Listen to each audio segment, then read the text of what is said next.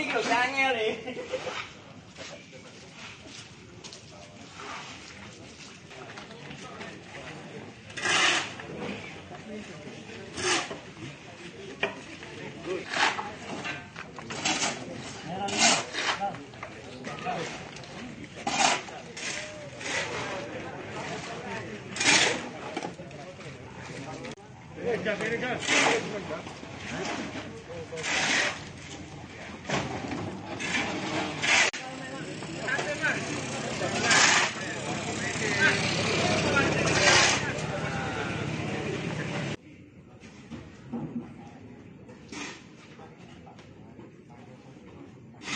Pak, ini tadi kan kabarnya sempat temboknya roboh ya Pak ya.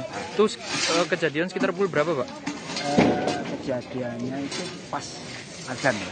Pas azan maghrib. Sekitar jam berapa? Jam 6 ya. Jam 6. Saat itu hujannya emang deras Pak? Wah sangat. Jadi saat itu benar-benar luar biasa. Hujannya sangat deras dan juga jangka waktunya panjang juga. Oke. Jadi kalau nggak salah hujan tadi sebelum maghrib malah jam 5, jam 4, setengah 5. Itu ada angin juga Pak? Angin enggak? Angin enggak ya? Enggak. Cuman deras gitu aja? Hujannya deras banget. Oke.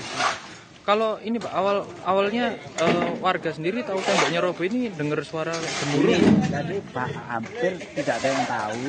Tapi kebetulan waktu itu ada ketua makannya lewat tapi nggak ada kejadian. Tapi begitu posisi sudah lewat mau pulang, beliaunya pulang kalau ada kabar sudah ambruk. Tapi ada salah satu warga itu tahu ada suara pas azan itu ada suara grubyuk. Oke. Itu jadi akhirnya terus ada satu warga yang sempat mau video, ternyata bener lah.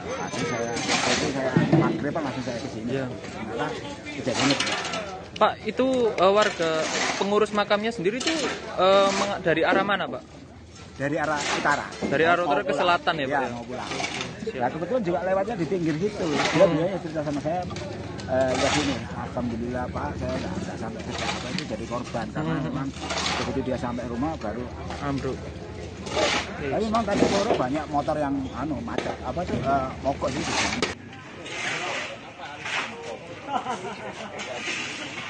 Ada